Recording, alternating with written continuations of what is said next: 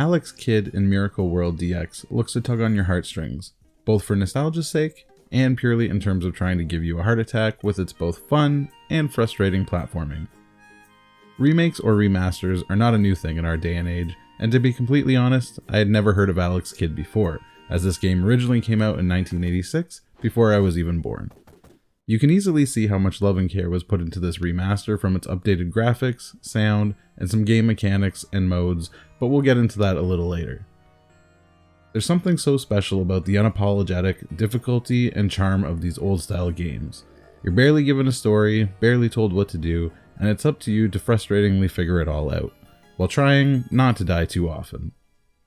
This game will have you set out as Alex Kidd on a quest to bring back the Kingdom of Radaxian to its former glory and beat the evil Janken the Great, who has turned all the citizens of the kingdom into stone. Simple as that. Gameplay in Alex Kidd is simple. We're looking at a 2D platformer with simple controls and punishing difficulty.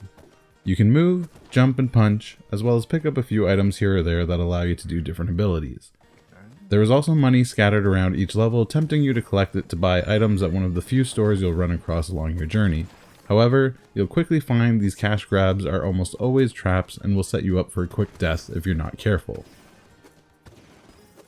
There are also a few sections where Alex will ride a vehicle like a motorcycle, a boat, or a helicopter. These sections are short but fun and offer a nice change in gameplay. Once you get hit, you lose the vehicle, but in most stages you can continue on foot to beat the rest of the stage.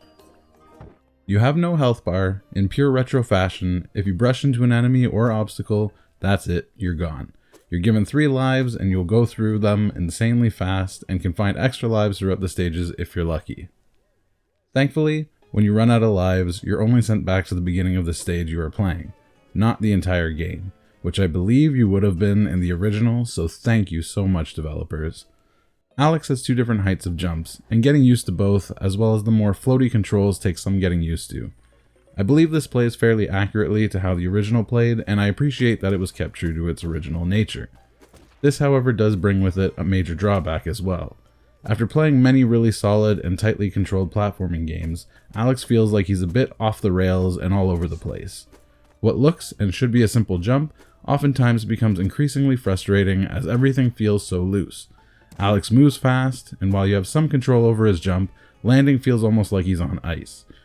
There are so many times I would land where I wanted to, just to find I had slid right off into almost always something that will kill you. Same can be said with hitboxes in any combat.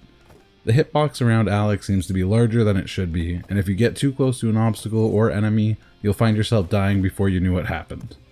This normally wouldn't be a big problem, except for the fact that the way you defeat enemies is punching them in the face, meaning you need to be right beside them all the time. This is especially apparent in boss battles, where you need to hit them multiple times and you'll find yourself dying just walking next to them getting into position. Enemies, besides bosses, in most cases will die with one punch, and every few stages you do encounter one of these boss battles. These battles are interesting because sometimes you will win simply after having to face them in a match of rock, paper, scissors, and other times you'll play rock, paper, scissors and then do battle with them after winning. Like everything else in Alex Kidd, these fights are intense and really frustrating until you learn the patterns of attacks. Having only 3 lives and knowing if you lose, you're going to lose your money and any usable items you may have picked up the tension and make every death hurt that much more. The game takes place across 22 different stages, and while they each provide a good amount of variety, each stage can be completed in under 10 minutes from start to finish if you know what you're doing. One of the biggest standout features in gameplay is the ability to hit R2 on PlayStation, which instantly transforms the game back to its original look and sound. If you wanted, you could play this game in its true retro form from start to finish, but once you flip back and forth a couple times, you can see the difference in graphics and sound, and it really helps you appreciate how great a job the dev team did. There are also some new additions to the game, such as a classic mode, which lets you play through the entire game in its purest fashion with the old school menus and inventory management and everything. There's also a boss rush mode, as well as some new levels, updated boss fights with attacks that were not in the original game, and trophies or achievements depending on which platform you're playing on. I've got guides to get the platinum you can find on my channel now or at the links in the description down below to help out. Alex Kidd has a great soundtrack that is fun to listen to in both its remastered form and its original. I love sitting there flipping back and forth, listening to the different music and sound effects and how far technology has come. I never found myself bored with the music. It's light and it's cheery and it's reminiscent of a lot of other retro games and fits the game really well. The sound effects are punchy and effectively communicate everything that it needs to. There's definitely something to be said about simple. The 2D retro look of Alex Kidd really fits and works in this game amazingly. When you compare what the game started out as and look at all the details they've added now, it really is something to see. The backgrounds, which used to be solid colors, are now beautiful scenery that matches the stages really well. The characters all have great animation, both standing still and moving. The cartoony faces and eyes on each character give them great personality, and the addition of collectibles, story, and some lore to the game really do a great job modernizing everything. There's still some things that I think they could have polished a little more. For instance, there are random red and blue orbs used as platforming obstacles, and while they were still updated, they tend to look very rough and out of place up against the rest of the game. Besides that, the game ran beautifully on my PS5, and I never had any frame rate or graphical issues. As mentioned before, Alex Kidd in Miracle World DX does include trophies and a platinum as well. It took me roughly 12 hours to get the platinum, and I would think other people's times will vary depending on your skill and if you know what you're doing. The hardest trophies in the games by far are the Collector Trophy, which has you finding 15 hidden collectibles across the stages, and the Champion Trophy, which requires you to beat the boss rush mode.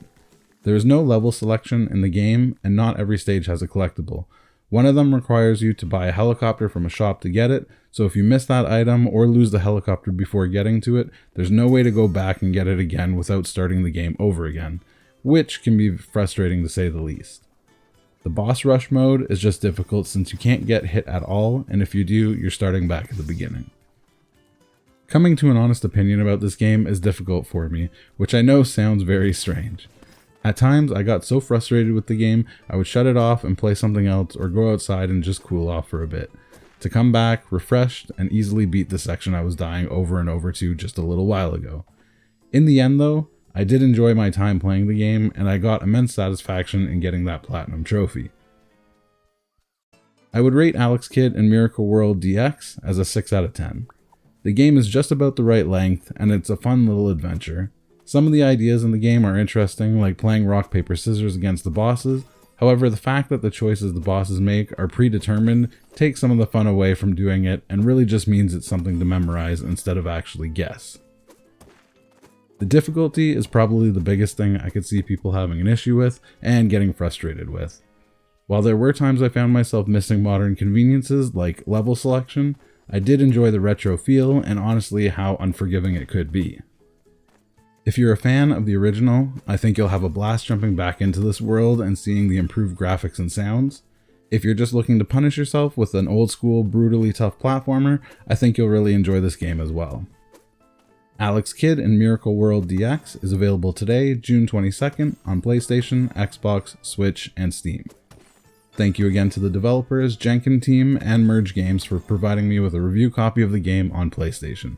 My trophy guides are up on the channel available now as well if you need any help getting that platinum.